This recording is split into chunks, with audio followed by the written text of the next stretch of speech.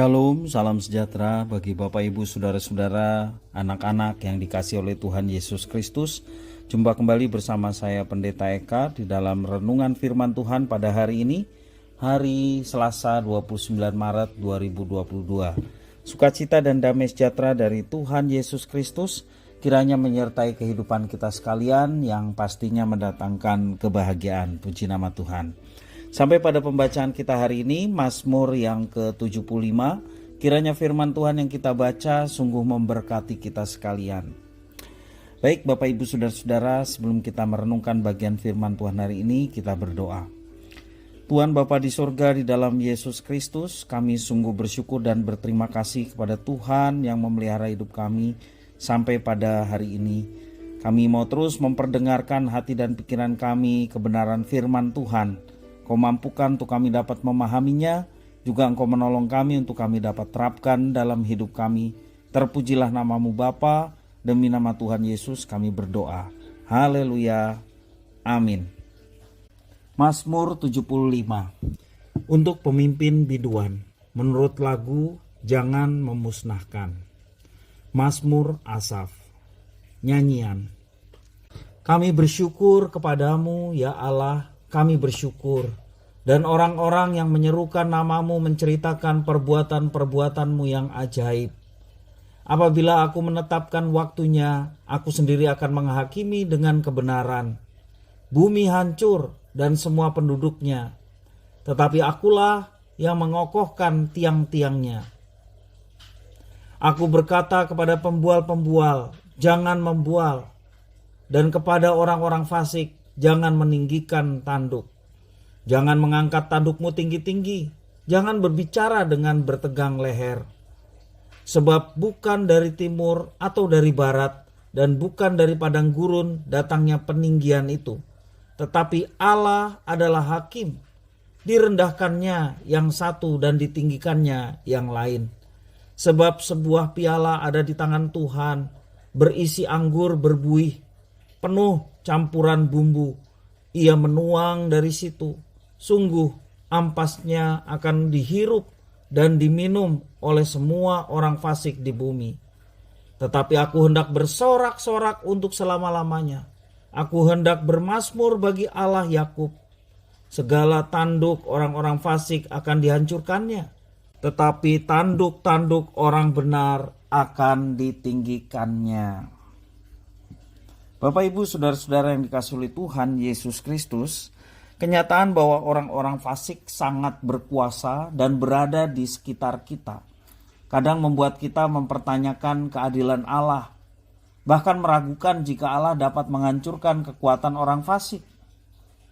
Menyadari pergumulan umat Tuhan yang sering tertindas, Mazmur 75 sekali lagi menegaskan bahwa Tuhan Allah kita adalah Allah yang adil, yang akan menghancurkan kekuatan orang fasik.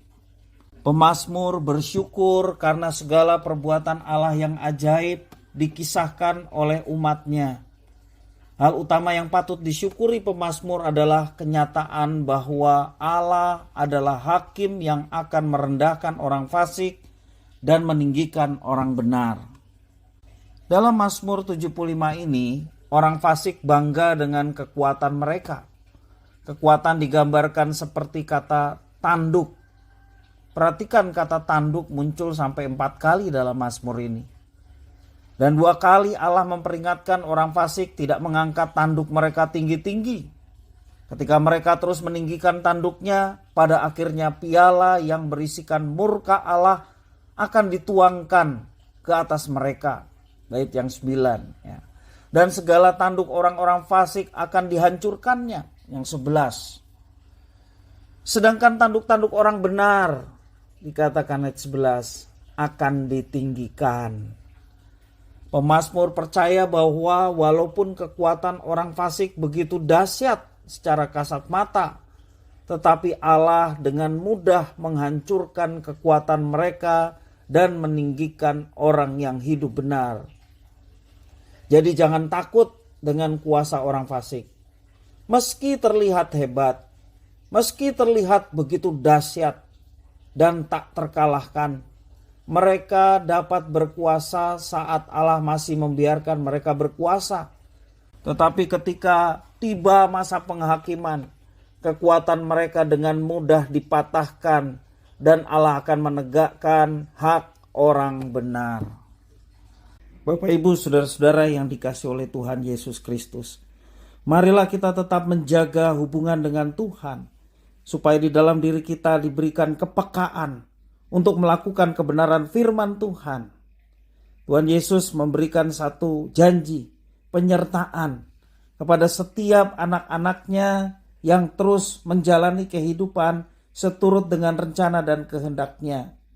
Dan percayalah, ketika kita mengalami tekanan, ketika kita mengalami tantangan karena banyak orang fasik yang tidak menyukai iman kepada Kristus, maka Tuhan sendirilah yang akan menjadi pembela.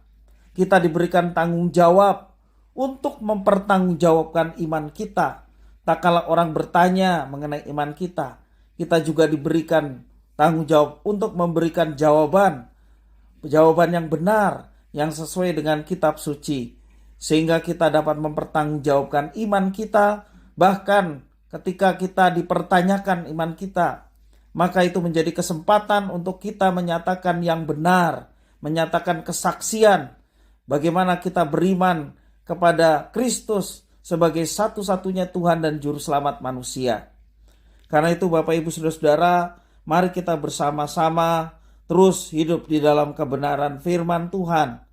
Kita tidak sendiri, ada Roh Kudus yang menolong kita untuk dapat menyatakannya, sehingga nama Tuhan dipermuliakan dan hidup kita pun boleh menjadi berkat. Baik berkat bagi diri kita sendiri, karena ada kepuasan tak kala kebenaran itu kita nyatakan.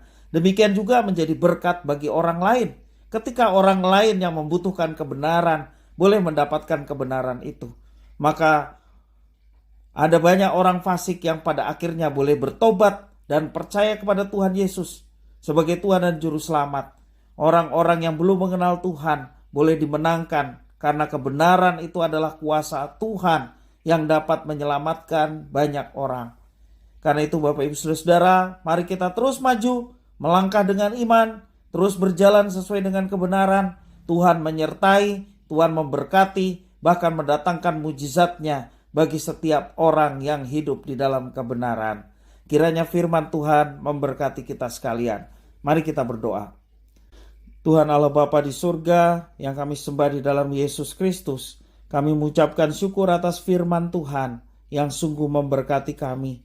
Biarlah Tuhan terus berikan kekuatan dalam diri kami untuk terus berjuang, berjalan di dalam kebenaran, dan melakukan apa yang diperintahkan Tuhan. Karena kami tahu Tuhan, ketika Engkau menyertai kami akan diberikan kemenangan. Ketika Engkau menyertai kami diberkati dengan keberhasilan. Karena itu Tuhan, kami mau tetap bersama dengan Tuhan, melangkah menjalani kehidupan bersama dengan Engkau. Maka kemenangan dan keberhasilan itu akan dinyatakan pada setiap orang yang hidup di dalam kebenaran. Terima kasih ya Tuhan.